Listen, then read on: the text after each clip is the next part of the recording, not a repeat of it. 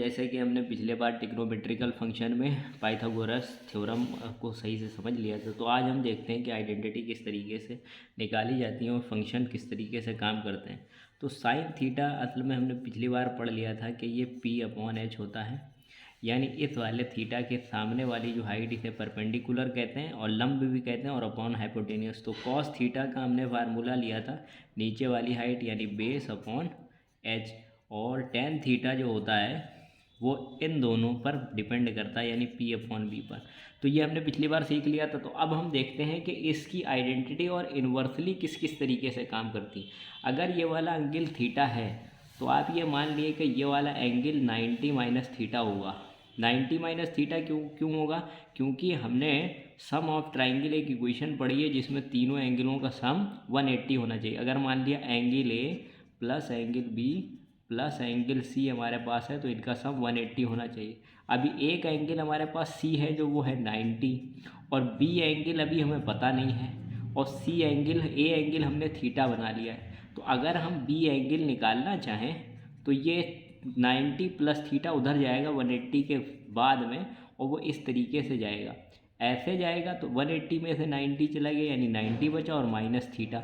इसलिए कहते हैं कि एंगल बी जो बचेगा वो 90 माइनस थीटा के बराबर होगा। अब ये वाला एंगल असल में 90 माइनस थीटा के बराबर है तो यहाँ से इसकी आइडेंटिटी चेंज हो जाएगी। मान लिया कि अगर आपको वो साइन ए की वैल्यू पूछता है, साइन बी की वैल्यू पूछता है तो आप कह देंगे कि ए सी जो है वो परपेंडिकुलर है और ए बी जो है वो हाइपोटेन्यूस है।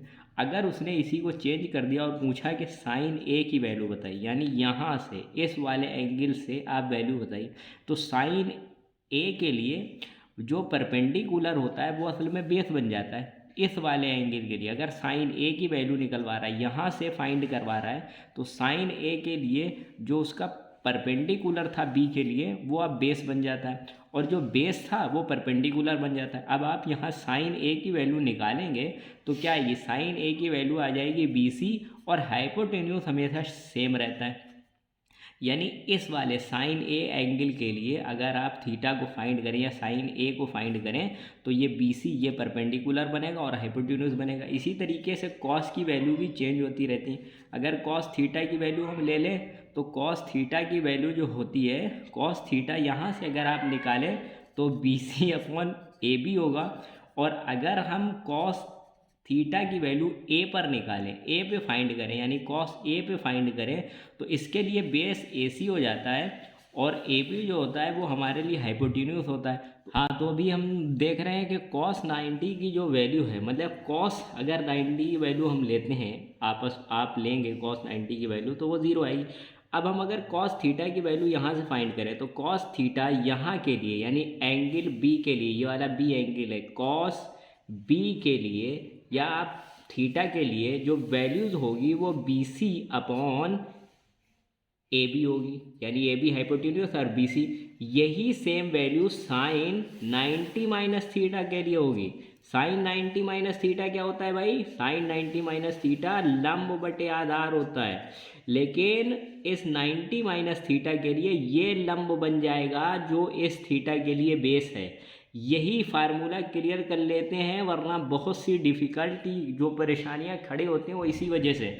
मान लिया एक हम ट्राइंगल ले लेते हैं और यहाँ पर इसको समझते हैं। अगर आपको एक ट्राइंगल दिया है, राइट एंगल ट्राइंगल दिया है और ये वाली भुजा उसकी 4 है और ये वाली भुजा उसकी 3 है और ये वाली भुजा उसकी 5 है और ABC है वो, और आपसे कहा कि साइन ए की वैल्यू निकालिए, फिर उसने एग्जामिनर ने आपने कहा साइन बी की भी वैल्यू निकालिए, फिर उसने कहा कॉस ए की वैल्यू निकालिए और कॉस बी की वैल्यू निकालिए। अब आप साइन ए की वैल्यू जब फाइंड करेंगे तो यहाँ से फाइंड करेंगे, इस पॉइंट से साइन ए की वैल्यू फाइंड करेंगे। तो इस पॉइंट से साइन ए की वैल्यू फाइंड करेंगे तो जिस पॉइंट पे ये खड़ा है वो उसका होगा बेस, यानी ये बेस बन गया साइन ए के लिए। और परपेंडिकुलर सामने वाला बनता है, हमेशा परपेंडिकुलर अपोजिट भुजा होती है उस एंगल उस कोण से। तो अगर आपको साइन ए फाइंड करना तो यहाँ इस पॉइंट पे जाइए, इसको उल्टा बना लिए, वहाँ से फाइंड करिए तो परपेंडिकुलर हुआ सामने, यानी BC हुआ इसका परपेंडिकुलर और ये हमेशा सेम रहता है, यानी हाइपोटेन्यूस या जिसे आप कर्ण कहते हैं वो सेम रहता है। तो बी सी की वैल्यू आई 3 और ए बी की वैल्यू है 5, तो ये हो गया साइन ए की वैल्यू 3/5। अब साइन बी की वैल्यू क्या होगी, साइन बी आप फाइंड करेंगे यहाँ से। जैसे ही आप यहाँ पर आए तो इसके लिए परपेंडिकुलर हो गया ये वाली भुजा यानी ये सामने वाली लाइन, और हाइपोटेन्यूस यानी कर्ण वो सेम रहा। तो साइन बी की वैल्यू क्या होगी, साइन बी की वैल्यू होगी 4/5। अब देखते हैं कॉस ए की वैल्यू, कॉस ए फिर हमें यहाँ से फाइंड करना पड़ेगा। जैसे हम यहाँ है तो उसके लिए बेस बन गया ये यानी 4, और हाइपोटेन्यूस हमेशा सेम रहता है तो 5। अब कॉस बी की वैल्यू हम यहाँ से फाइंड करेंगे, तो बेस अपने लिए क्या होगा 3 और ये वाली भुजा क्या होगी 5। तो एक चीज़ यहाँ नोटिस करने वाली है, साइन ए की वैल्यू हमेशा कॉस बी के बराबर आ रही है। ये भी 3/5 है और ये भी 3/5 है, और साइन बी की वैल्यू हमेशा कॉस ए के बराबर आ रही है। ये भी 4/5 है और ये भी 4, यानी 4/5 4/5। ये किस लिए है, ये हम ट्रिग्नोमेट्रिकल रेशियो के बाद जो पढ़ते हैं कोऑर्डिनेटिक सिस्टम, उसमें जो चेंज होता है यानी 90 - थीटा करके जो वैल्यूज़ चेंज होती हैं उसके बारे में पढ़ रहे हैं। 90 - थीटा पर साइन कॉस में चेंज हो जाता है, तो साइन बी की वैल्यू कॉस ए के बराबर आ रही, और ये उसका बेस यहीं से बनता है। आप यहीं से सीख लें तो उसका बेस आपके लिए क्लियर हो जाएगा।